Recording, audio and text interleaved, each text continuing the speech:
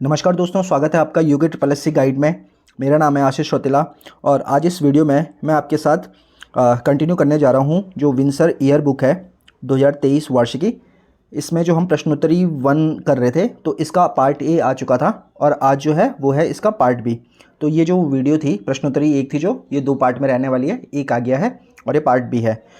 तो ये जो सीरीज़ है ये फॉरेस्ट गार्ड के लिए काफ़ी ज़्यादा इंपॉर्टेंट रहने वाली है, क्योंकि आप लोग देखोगे कि विंसर से वो डायरेक्ट क्वेश्चन उठा के देते हैं वहाँ पे। वीडियो को शुरू करें उससे पहले अगर आप इस चैनल पर नए हो या अभी तक इस चैनल को सब्सक्राइब नहीं किया आपने तो प्लीज़ सब्सक्राइब कर दीजिए चैनल को, और उसके बगल में जो बेल आइकन होता है उसे ज़रूर प्रेस कर दीजिए, जिससे कि आगे आने वाली जो वीडियोज़ हैं उनका नोटिफिकेशन आपको सबसे पहले पहुँच जाए। तो बिना किसी देरी के शुरू करते हैं आज की क्लास।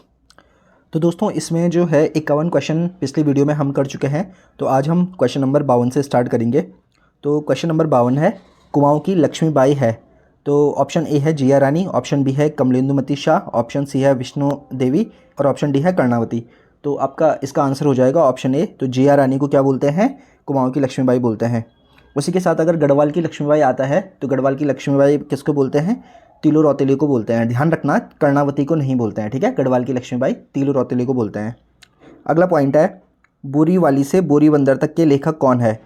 तो ये जो हमारे रचनाकार है ये हिंदी के सिलेबस में भी है, तो इसका जो आंसर होगा वो होगा शैलेश मटियाणी। तो शैलेश मटियाणी की जो हिंदी रचनाओं की वो वीडियो है वो 1-2 दिन में मैं आपको करा दूंगा, तो आप चिंता मत कीजिए। शैलेश मटियाणी की जितनी भी रचनाएं हैं इंपॉर्टेंट, वो सारी आपको ट्रिक के माध्यम या स्टोरी के माध्यम से याद हो जाएंगी। तो क्वेश्चन नंबर 54 है, देवभूमि नामक सॉफ्टवेयर विकसित किया गया है। तो इसका आंसर हो जाएगा ए, भू अभिलेख हेतु। क्वेश्चन नंबर 55 है, ब्रिटिश शासन द्वारा कंपेनियन ऑफ इंडियन अंपायर की उपाधि किसे दी गई है? तो इसका आंसर हो जाएगा पंडित नैन सिंह रावत को।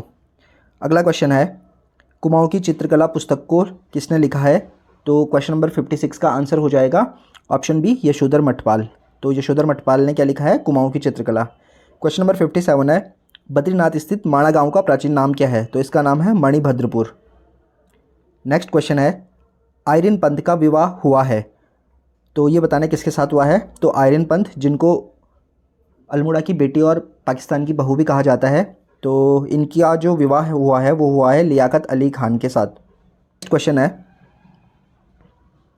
कस्तूरी किस मृग में पाया जाता है? तो इसका आंसर जो हो जाएगा वो हो जाएगा 1 वर्ष से अधिक के नर मृग में। अगला क्वेश्चन है 60 नंबर का, बुरांस का वृक्ष कब खिलता है? तो इसका आंसर हो जाएगा फरवरी और अप्रैल में। नेक्स्ट क्वेश्चन है, उत्तराखंड की पौराणिक गाथाओं को क्या कहा जाता है? तो इनको कहा जाता है क्या? जागर। क्वेश्चन नंबर 62 है, तुम मुझे तोड़ सकते हो मोड़ नहीं सकते। ये नारा किसने दिया है? ये नारा दिया था श्रीदेव सुमन जी ने। अगला क्वेश्चन है 63, हिमालय सेवा संघ के संस्थापक कौन थे? तो इसके आंसर हो जाएगा श्रीदेव सुमन, ठीक। नेक्स्ट क्वेश्चन है, उत्तराखंड में पहले विधानसभा चुनाव हुए थे। तो उत्तराखंड में सबसे पहले विधानसभा चुनाव कब हुए थे? तो ये हुए थे 14 फरवरी 2002 को। फिर अगला क्वेश्चन है, सबसे बड़ी प्राकृतिक झील कौन सी है? तो सबसे बड़ी जो प्राकृतिक झील है वो है भीमताल। और यहाँ पे आपको ये ध्यान रख लेना है, ये जो है ये यहाँ पे कुमाऊँ की झीलें हैं सारी, श्यामला ताल, नौकुचिया ताल और सूखा ताल, ठीक है। अगला क्वेश्चन है, नाहन पर्वत श्रृंखलाएँ कहाँ स्थित है? तो नाहन पर्वत श्रृंखलाएँ हैं हल्द्वानी के पास। क्वेश्चन नंबर 67 है, हिम तरंग के लेखक कौन है? तो हिम तरंग के लेखक कौन हो जाएंगे? Option C, Dharmanand Bhatt. Next question है, गढ़वाल में झांसी की रानी किसे कहा जाता है? तो ये मैं अभी बता चुका हूँ, ये है तीलू रौतेली इसका आंसर। क्वेश्चन नंबर 69 है, उत्तराखंड महिला आयोग के प्रथम अध्यक्ष कौन थे? तो उत्तराखंड महिला आयोग की प्रथम अध्यक्ष जो थी इनका नाम था doctor Santosh Chauhan. Question number 70 है, ढंडक आंदोलन टिहरी में किससे संबंधित था? तो जो ढंडक आंदोलन हुआ था टिहरी में ये था मजदूरों से संबंधित।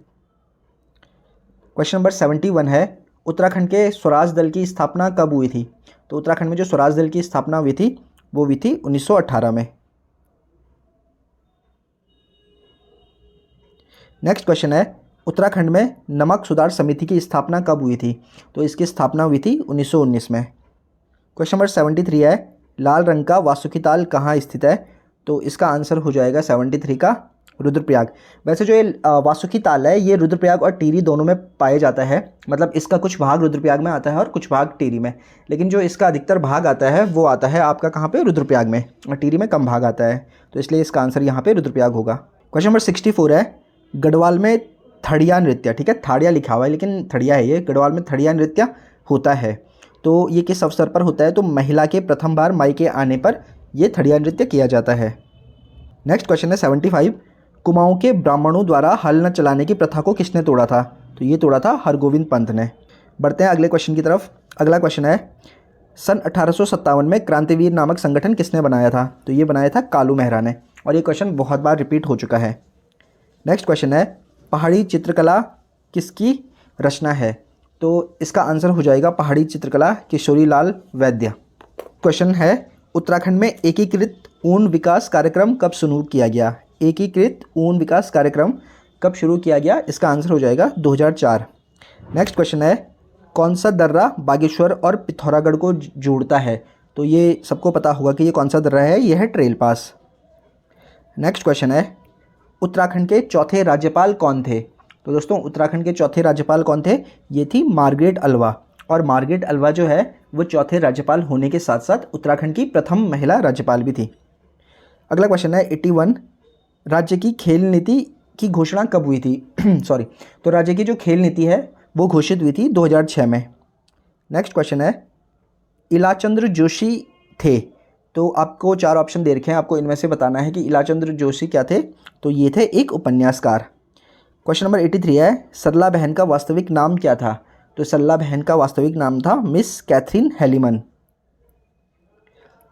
क्वेश्चन नंबर 84 है, रामायण के संबंध में कौन सा कथन गलत है, ठीक है, ये गलत पूछ रखा है, तो इसका जो आंसर हो जाता है, ये लिखा हुआ कि ढोल का प्रयोग इसमें वर्जित है, मतलब वर्जित मतलब नहीं बजाया जाता है, लेकिन ऐसा नहीं है, ठीक है। रामायण में क्या होता है, 12 ढोल दमाऊ होते हैं, ठीक है, 12 ढोल दमाऊ, 12 भंकुरे, और मतलब 12 का एक पेयर होता है, तो ये बिल्कुल गलत है, ठीक है, ढोल तो बहुत ज़रूरी है उसमें, बाकी सारे सही है। जैसे ऑप्शन एच, यह चमोली ज़िले का लोक उत्सव है, ये भी बिल्कुल सही है, इसमें मुखौटे के साथ नृत्य होता है, बिल्कुल सही है, तो मुखौटा नृत्य शैली है इसकी।